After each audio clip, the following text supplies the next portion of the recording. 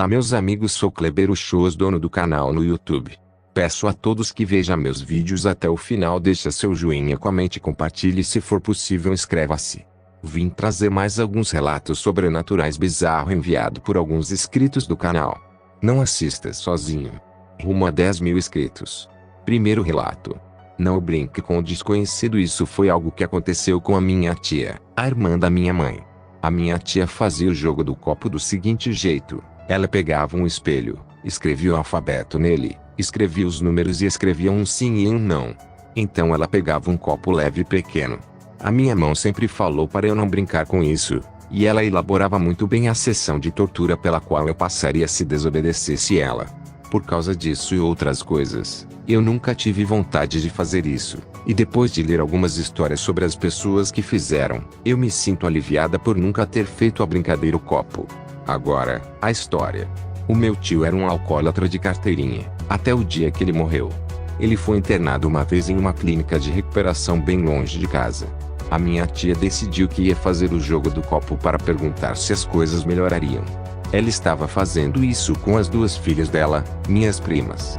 O plano era tentar fazer contato com o meu avô, mas acabou contatando a minha avó, e ela se recusava a deixar qualquer outro espírito se comunicar com a minha tia.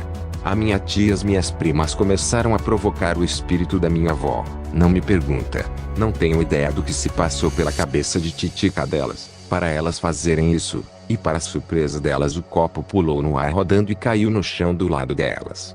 Eu não sei se elas continuaram com o jogo depois disso ou se pararam, o que qualquer pessoa em pleno juízo teria feito, mas eu não duvido daquelas três. Depois disso coisas começaram a acontecer. Na casa dela a cozinha fica do lado da sala de jantar, e o telefone fica na sala. Às vezes quando ela falava com a minha mãe no telefone, você podia ouvir os armários batendo na cozinha. Ele ou ela tirava as panelas do armário e usava como se fossem uma bateria. Isso acontecia durante o dia, quando a filha mais nova dela estava na escola e a mais velha trabalhando. Ela sempre estava sozinha em casa. A garagem divide uma parede com a cozinha. O portão da garagem está sempre trancado, e não tem nenhum outro jeito de entrar lá a não ser pelo portão. Às vezes quando você estivesse na cozinha conversando, dava para ouvir batidas na parede. Às vezes você podia ver a sombra de um homem, elas acham, observando você. Outras coisas também aconteciam, mas essas são as coisas mais marcantes. Depois que o meu tio saiu da clínica de recuperação, ele foi comemorar a melhora dele enchendo a cara. Ele nunca deixou de beber, o que custou o trabalho dele e estava destruindo o casamento também, o que levou ele a se suicidar mais tarde. A minha tia vendeu a casa depois disso, então não tem como saber se as coisas estranhas ainda acontecem por lá. Eu espero que você tenha gostado da minha história. Segundo relato. Conto. Um trem para o perigo. A normalidade se desfez ao som de um único disparo. O eco da detonação dentro do vagão-restaurante foi mais chocante que o próprio grito da mulher que caiu, uma mancha vermelha florescendo em seu peito. Até aquele momento, a viagem noturna do Expresso da Mantiqueira era apenas uma monotonia embalada pelo balanço rítmico do trem sobre os trilhos. Agora, era um palco de horror. 3 homens mascarados. Um com arma ainda fumegante. O líder, um homem corpulento com olhos frios e calculistas visíveis sobre a balaclava, gritou ordens. Celulares e carteiras na mesa. Sem heroísmo. Já viram do que somos capazes. Lucas, um engenheiro voltando para casa, sentiu o gelo do medo paralisar seus membros. Ele obedeceu, assim como os outros 12 passageiros restantes no vagão. O medo era uma entidade palpável, um passageiro extra que ninguém convidou. O ar cheirava a pólvora e desespero. Foi então que a segunda catástrofe atingiu, uma que não distinguia vítimas de agressores. Um solavanco violento, um guincho de metal sendo torturado além de seu limite. As luzes de emergência piscaram e morreram, mergulhando todos na escuridão absoluta enquanto o chão se inclinava de forma impossível. Gritos se misturaram ao som de vidro quebrando e corpos sendo arremessados. Lucas sentiu seu corpo bater contra o teto, que rapidamente se tornou chão. Houve um impacto final, ensurdecedor e esmagador, seguido pelo som inconfundível e medonho de água invadindo tudo. O trem havia descarrilado. Quando a consciência retornou a Lucas, foi em meio a um pesadelo. Ele estava semi-submerso em uma água fria e oleosa. O vagão estava de lado, metade dentro de um rio. As luzes de emergência, agora fracas e intermitentes, revelavam uma cena de carnificina e caos. Alguns passageiros estavam mortos, outros gemiam. O líder dos assaltantes, agora sem máscara e com um corte feio na testa, conseguiu acender uma lanterna potente. Seu nome era Cícero. Seus 2 comparsas estavam mortos. Ninguém se mexia. Ele gritou, a voz trêmula, mas ainda cheia de autoridade. A arma continuava firme em sua mão. Foi uma senhora idosa, Dona Elvira, uma moradora local que tremia de frio e choque, quem deu voz ao verdadeiro horror. Meu Deus! Caímos no rio do diabo. Um silêncio pesado caiu sobre os sobreviventes. Todos na região conheciam as histórias. O rio do diabo era o local onde, por décadas, dejetos industriais e, segundo as lendas mais sombrias, lixo nuclear de fontes clandestinas eram despejados. Cícero zombou. Calem a boca com essas histórias de pescador. Vamos ficar aqui até o resgate chegar. Mas a água estava subindo. Lentamente, mas de forma implacável. E havia algo mais. Uma fraca, porém nauseante, luminescência verde emanava da água do rio, projetando sombras dançantes e doentias nas paredes retorcidas do vagão. Não haverá resgate a tempo, disse Lucas, a voz rouca. A estrutura está cedendo. Este vagão será nosso caixão. E qual a alternativa, engenheiro? Retrucou Cícero. Pular nesse caldo verde e brilhante. Prefiro esperar. A decisão foi tomada por eles. Um dos passageiros, um jovem em pânico, decidiu que não podia mais esperar. Com um grito, ele se arrastou pela janela quebrada e mergulhou na água escura. Por um segundo, houve silêncio. Então, um grito agudo, diferente de qualquer som humano, cortou a noite. A água ao redor de onde ele submergiu borbulhou violentamente. A luz verde se intensificou, e o som de algo se debatendo e sendo rasgado chegou até eles. O grito foi abruptamente silenciado. A água ficou turva com uma nova mancha escura. O horror no vagão tornou-se primordial. A escolha não era mais entre esperar ou arriscar. Era entre a morte certa e lenta por afogamento ou a morte rápida e terrível nas garras do que quer que vivesse naquele rio profanado. Eu não vou morrer aqui, murmurou uma mulher, a advogada Beatriz. Cícero apontou a lanterna para a janela, seu feixe cortando a escuridão lá fora. A luz revelou, por uma fração de segundo, algo se movendo sob a superfície. Não era um peixe. Era pálido, com muitos membros finos e articulados, como uma centopeia aquática do tamanho de um homem, e olhos que brilhavam com a mesma luz verde doentia. A visão quebrou a última barreira de sanidade de Cícero. A lógica do predador que ele era mudou. O vagão não era mais sua fortaleza, era uma armadilha. A margem, a talvez 50 metros de distância, era a única salvação. Vamos em grupo, disse Lucas, tentando impor uma lógica desesperada. Juntos, temos mais chance. Cícero riu, um som seco e sem humor. Cada um por si. Ele foi o primeiro a sair, usando sua arma para ameaçar quem tentasse ir na sua frente. Ele mergulhou, a lanterna ainda acesa debaixo d'água, criando um cone de luz fantasmagórico. Por um instante, pareceu que ele conseguiria. Ele nadava com força bruta. Então, a luz da lanterna começou a se agitar erraticamente. Formas esguias e rápidas como enguias, mas com mandíbulas que se abriam como flores carnívoras cheias de dentes, surgiram do negrume. Elas o cobriram. Seu grito foi abafado pela água. O cone de luz da lanterna apontou para o fundo do rio e depois se apagou. No vagão, os 6 sobreviventes restantes se olharam. A ameaça humana se fora, substituída por algo infinitamente pior. A água já batia em suas cinturas. Ou vamos agora, ou a água nos levará para eles, disse Lucas. Ele olhou para a margem distante, uma silhueta escura contra um céu sem estrelas. Não era uma promessa de segurança, apenas uma chance.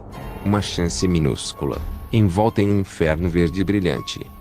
Um a um, eles se moveram em direção à janela quebrada, o som do metal gemendo e da água subindo era o requiem de sua decisão. A escolha já não existia.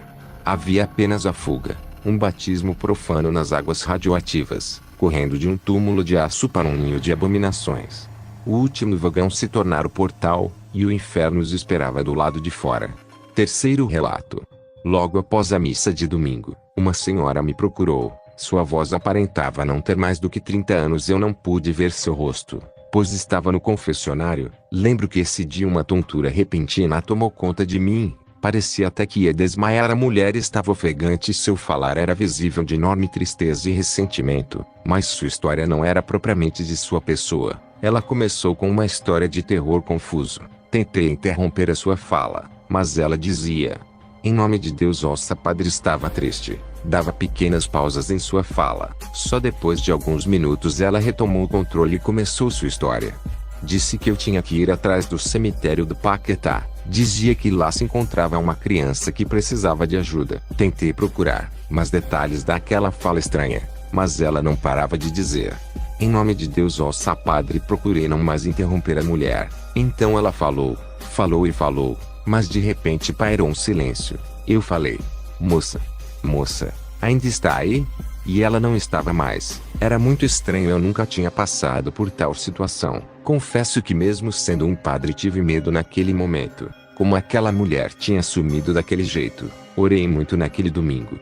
A tarde caiu, eu estava sozinho na paróquia e não podia deixar de pensar na fala da estranha mulher. Voltei a orar, mas algo me dizia que eu teria que ir até o local mencionado por ela, e foi o que fiz.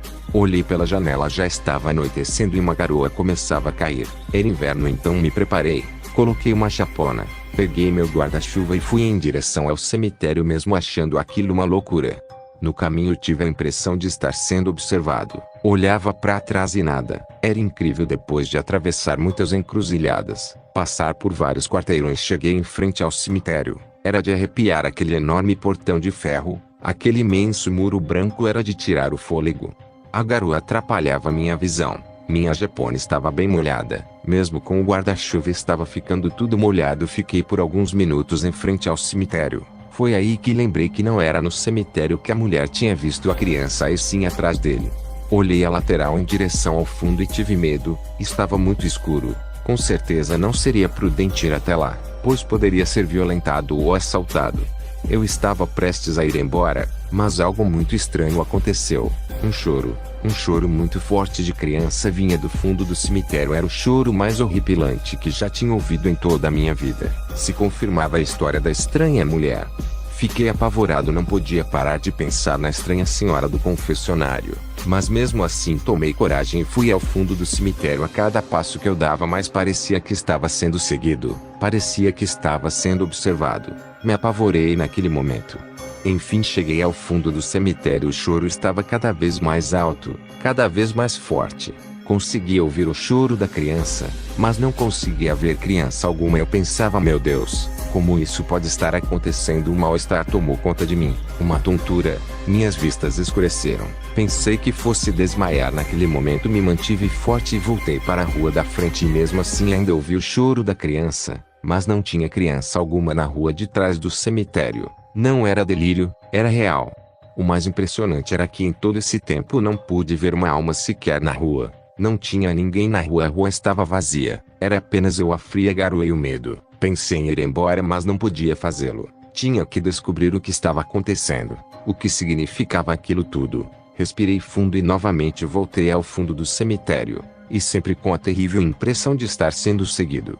Mas dessa vez pude ver um pequeno cesto de palha bem junto ao muro do cemitério. E era de lá que vinha o choro. Com certeza era no cesto que estava a criança.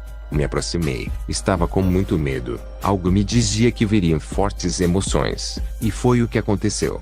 Ao ficar em frente ao cesto, tive uma das visões mais terríveis de toda a minha vida. Era sim uma criança, mas uma criança deformada. Seus olhos eram negros. Seu corpo estava sem pelo nenhum. Notei uma cor cinzenta em sua pele. E o mais impressionante eram 2 dentes enormes, o deixando como uma face que se parecia de um javali. Uma imagem aterrorizante. Mas mesmo diante de tanto horror, o semblante da criança não me tirou do eixo. Com o tempo o medo saiu do meu corpo e a compaixão tomou conta do meu ser. Por mais que fosse enorme a deformidade daquela criança, o seu choro parecia pedir ajuda. Clamava por socorro. Algo me dizia que a criança era um sinal, uma pista, sei lá. Fiquei sem ação. Estava no meio da rua, atrás do cemitério, em frente a um cesto com uma criança deformada dentro dele. O que eu poderia fazer naquele momento? Foi aí que vi nitidamente uma mulher vindo em minha direção.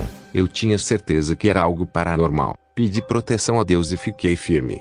A mulher parou. Seus negros cabelos longos tampavam seu rosto. Ela estava a uns 10 metros de mim. Sem pronunciar uma só palavra, olhou em meus olhos e virou de costas andando em direção a um casebre que estava ao lado do cemitério. Fiquei parado vendo a mulher se distanciar. Seu andar era lento e fora de compasso. Tudo parou naquele momento. O choro da criança cessou. A chuva parou. A mulher olhou para trás fazendo um gesto com as mãos. Percebi que queria que eu seguisse. Eu estava morrendo de medo. Mas se estava passando aquela situação era vontade de Deus. Então tinha que fazer. Com certeza Deus sabia que eu era capaz de cumprir sua vontade. Mantive uma distância de uns 5 metros da mulher, mas segui seus passos. Ela entrou por um longo corredor ao lado de um casebre de madeira. Ficava claro que tudo aquilo estava abandonado. Eu pensava, meu Deus, o que estou fazendo? A mulher não dizia nada, apenas andava para o fundo do enorme corredor. Até que de repente ela se agachou e apontou para uma espécie de compartimento acoplado ao piso. Nesse momento uma espécie de sirene tocou. O barulho era ensurdecedor. Fechei meus olhos e tapei os ouvidos. Mas quando o barulho infernal passou, a mulher misteriosamente tinha sumido. Então fui ao lugar que ela apontou. Percebi que havia uma pequena tampa de cimento. Removi a tampa com cuidado e pude ver uma espécie de baú que tinha por volta de uns 90 centímetros. Peguei o baú, coloquei em cima de um banco de madeira e ao abrir mais uma vez um enorme pavor. Era o esqueleto de uma criancinha. Mas não era o esqueleto de uma criancinha comum, era o esqueleto daquela mesma criança do fundo do cemitério. Eram os mesmos dentes enormes no crânio. Naquele momento de grande agonia orei a Deus. Orei com toda a minha força. Só assim pude entender. Pude realmente compreender tudo o que estava acontecendo.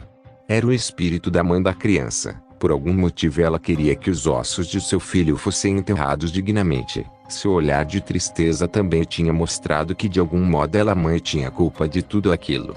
Peguei o pequeno baú e fui para fora do velho casebre. Eu estava ao lado do cemitério, já sabia o que tinha que fazer. Fui para a frente do cemitério.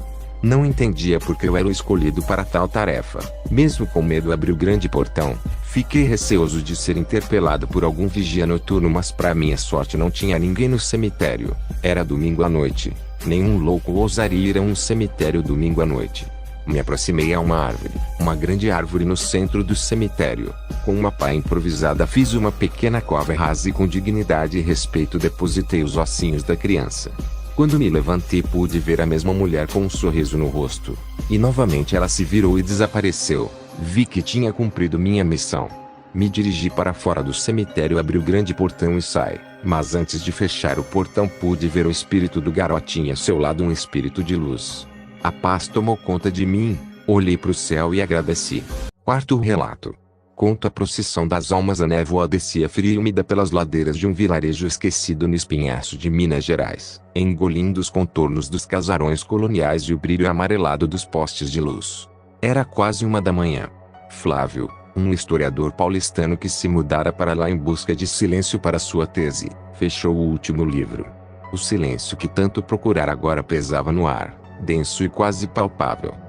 Foi quando ouviu. No início, era um murmúrio indistinto, carregado pelo vento que sibilava nas frestas da janela de guilhotina. Poderia ser o ranger de galhos, o lamento de um animal. Mas o som cresceu, tomando forma. Era um canto.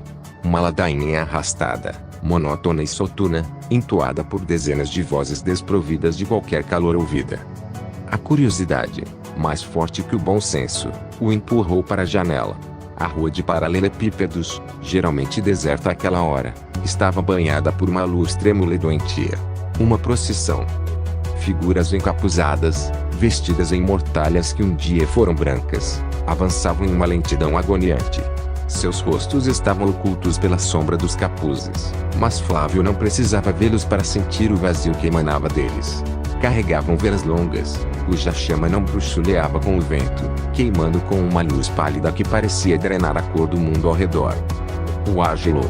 O cheiro de cera derretida misturou-se a um odor de terra úmida e de algo mais, algo antigo e decomposto.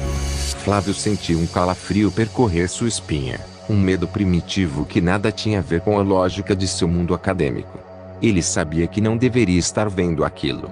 Era uma intrusão em algo que não pertencia aos vivos. Ele recuou um passo, o coração martelando contra as costelas. Mas já era tarde. Uma das figuras parou exatamente em frente à sua casa.